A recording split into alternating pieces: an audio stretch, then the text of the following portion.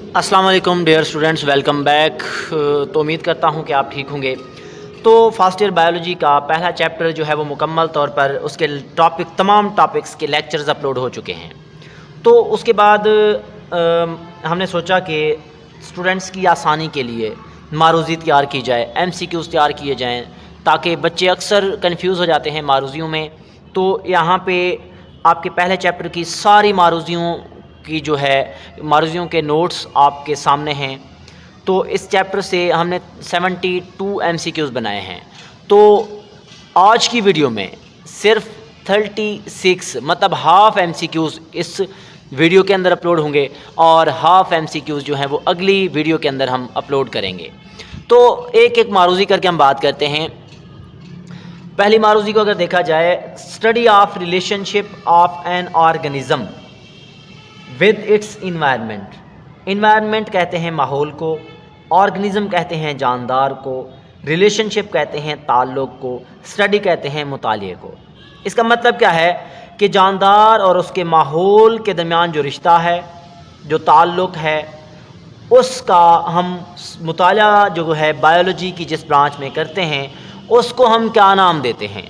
तो 4 ऑप्शन आपके सामने दिए गए हैं: embryology, environmental biology, histology, anatomy. सबसे पहला काम होता है इसकी स्टेटमेंट को देखना, इसका मतलब क्या है। उसके बाद आप लोगों ने सेलेक्ट करना होता है इसका राइट ऑप्शन।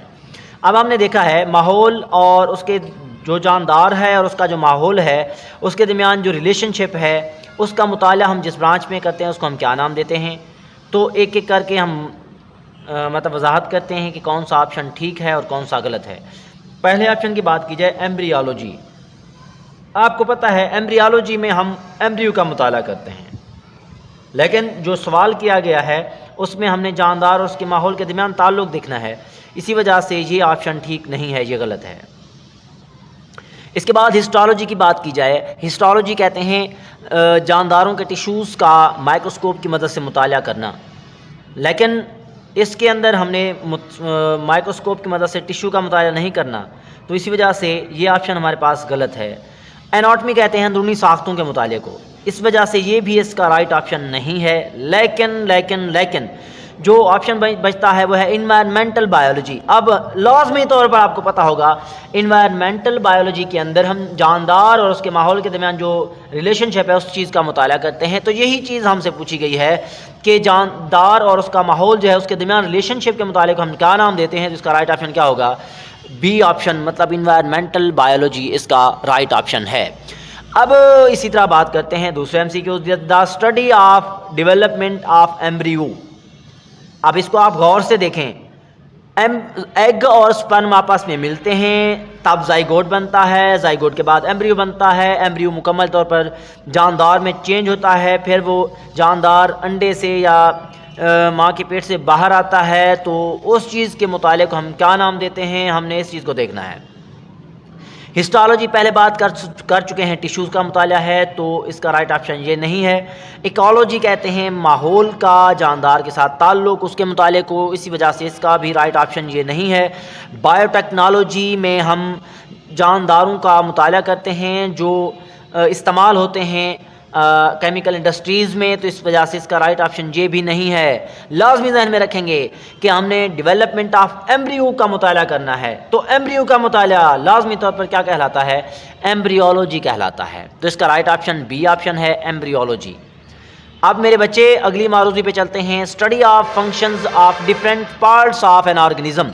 जो एक जानदार है, जानदार के मुख्तलिफ बॉडी पार्ट्स जो हैं, बॉडी पार्ट्स लाजमी तौर पर ज़हन में रखेंगे, उनके फंक्शंस का मुताला क्या कहलाता है। तो लाजमी तौर पर आपको याद होना चाहिए, हिस्टोलॉजी पहले बात कर चुके हैं, टिश्यूज़ का मुताला है, एनाटॉमी अंदरूनी साख्तों का मुताला है, इकोलॉजी जानदार और उसके माहौल के दरमियान ताल्लुक़ का मुताला है।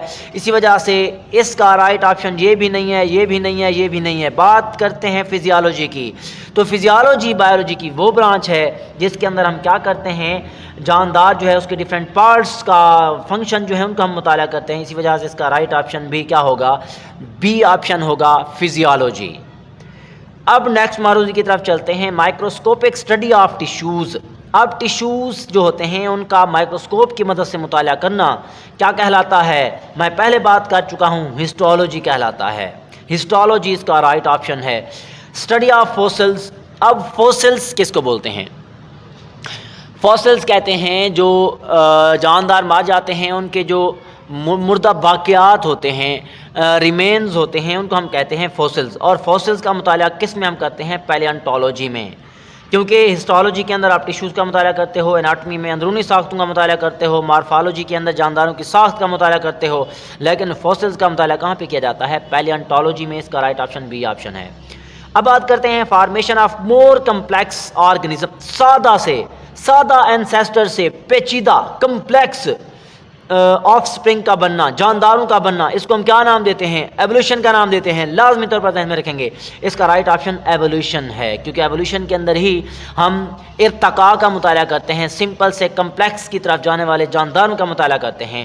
اس کے بعد دیکھا جائے اسٹڈی آف سوشل بیہیویئر. اب اس کو یاد کرنے کی ضرورت بھی نہیں ہے. سوشل بیہیویئر تو آپ کو پتہ ہے، یہاں پہ بھی سوشل لفظ آ رہا ہے. تو جو انسان ہیں ان کا جو معاشرتی رویہ ہے ان کا مطالعہ ہم کس میں کرتے ہیں؟ سوشل بایولوجی میں کرتے ہیں. اس کے بعد دیکھا جائے study of distribution of animal in nature. اب آپ اس کو دیکھیں، زو جیوگرافی. زو کہتے ہیں اینیملز کو، جیو کہتے ہیں زمین کو، گرافی کہتے ہیں پھیلاؤ کو. اب آپ دیکھیں جانوروں کا جو زمین پر پھیلاؤ ہے، نیچر پر پھیلاؤ ہے، اس چیز کا ہم مطالعہ کس میں کرتے ہیں؟ زو جیوگرافی میں. اس کا رائٹ آپشن ڈی آپشن ہے. اس کے بعد ہم بات کریں number of bio elements are. اب بائیو ایلیمنٹس کی تعداد 16 ہے. آپ لوگوں نے پڑھا ہے پچھلے آپ لوگ لیکچرز میں آپ لوگوں نے سنا ہوگا بائیو ایلیمنٹس کے اندر کہ بائیو ایلیمنٹس کی تعداد کتنی ہوتی ہے؟ 16 ہوتی ہے. اب 16 بائیو ایلیمنٹس میں سے 6 بائیو ایلیمنٹس ایسے ہیں جو ہماری باڈی کا 99% حصہ بناتے ہیں، اور ان کو ہم نام دیتے ہیں میجر بائیو ایلیمنٹس. اسی وجہ سے میجر بائیو ایلیمنٹس کی تعداد 6 ہے. اب جو ٹریس بائیو ایلیمنٹ ہیں جو کم مقدار میں پائے جاتے ہیں، تعداد زیادہ ہے مقدار کم ہوتی ہے، وہ 10 ہوتے ہیں. ٹوٹل 16 تھے، 16 میں سے 6 میجر آ گئے اور ٹریس کتنے آ گئے؟ 10. اسی طرح اگر بات کی جائے ہماری باڈی کے اندر آکسیجن کی پرسنٹیج 65% ہے. اسی طرح کاربن کی پرسنٹیج دیکھی جائے وہ 18% ہے. اس کے بعد اگر ہم نیکسٹ معروضی کی بات کریں، اگر ہم ہائیڈروجن کی پرسنٹیج دیکھیں تو وہ 10% ہے. اس کے ساتھ ساتھ اگر نائٹروجن کی دیکھیں تو وہ 3% ہے. کیلشیم کی دیکھیں تو وہ 2% ہے. فاسفورس کی مقدار پرسنٹیج کے لحاظ سے ہماری باڈی کے اندر، ہیومن باڈی کے اندر 1% ہوتی ہے.